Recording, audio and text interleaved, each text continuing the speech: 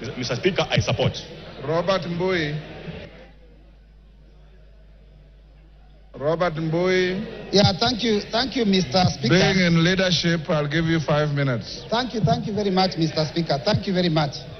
Mr. Speaker, I've noticed, listening to the arguments that have been passed here this afternoon, and also earlier in the morning, I've noticed that it's getting a little personal, and I'm feeling a little jittery, because I know the subject matter is a person who is a family man with a wife and children and friends and relatives, and they're all listening.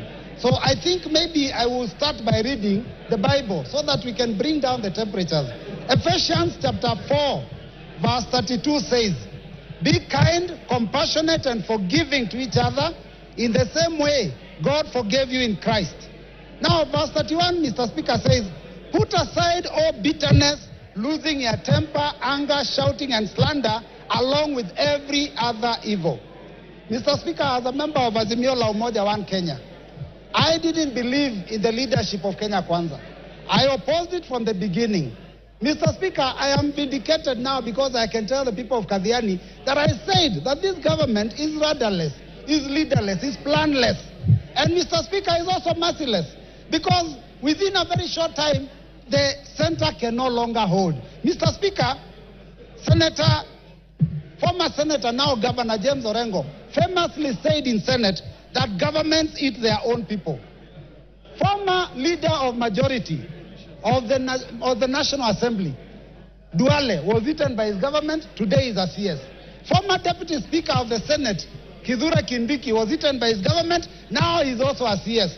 Former Chair of Budget of this National Assembly was eaten by his government. Today is the majority leader. I don't know. We are now eating Rigiji. Where will he end up? Mr. Speaker, I have an issue of concern, Mr. Speaker. Yes, Majority Leader.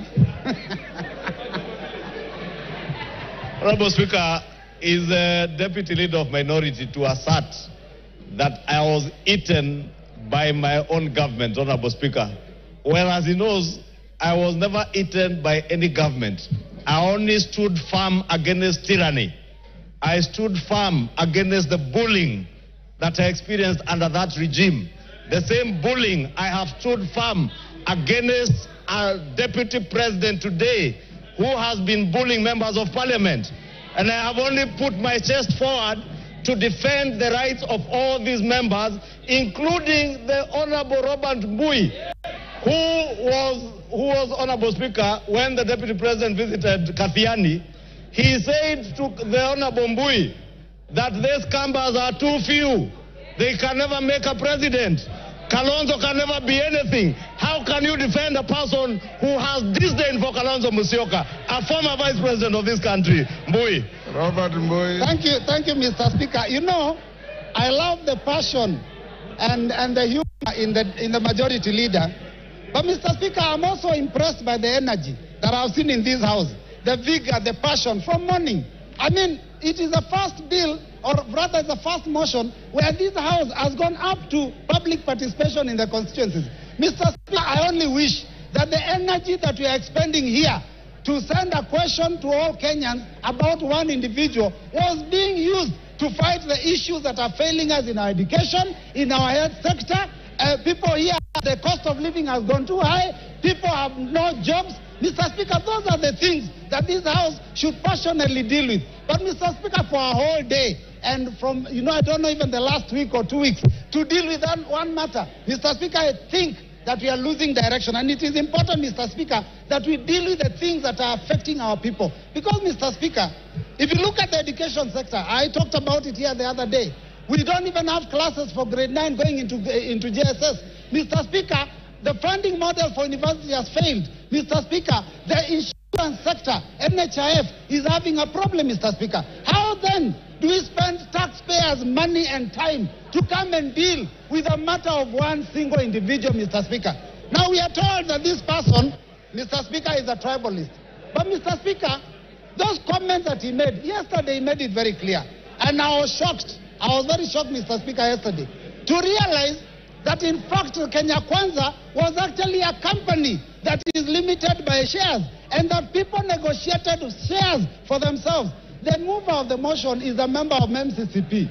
MCCP shares for Lower Eastern. Mr. Speaker, because we have 2 cabinet secretaries in this government. Now, Mr. Speaker, we only have 1. And I'm telling you, Mr. Speaker, actions speak louder than words.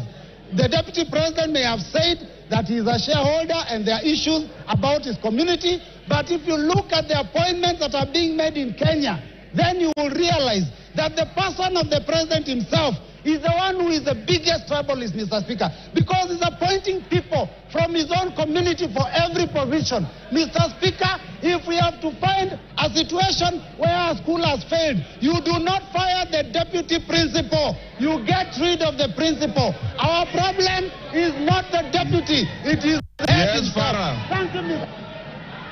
Yes, Farah. Mr. Speaker, I was standing. Order. Mr. Speaker. Order. Mr. Speaker. Robert Mbui, you are This- normally more decent than that.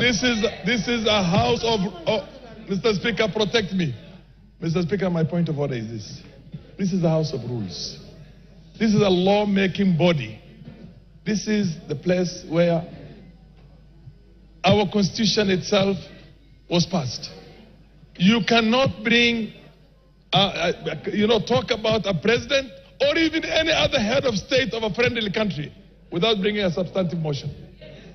So you cannot discuss the conduct of the president. And by the way, I want to correct you. You might. Point is out of order. Your point of saying that governments eat their. Take your seat is out of order. Kahangara. Yes, use my.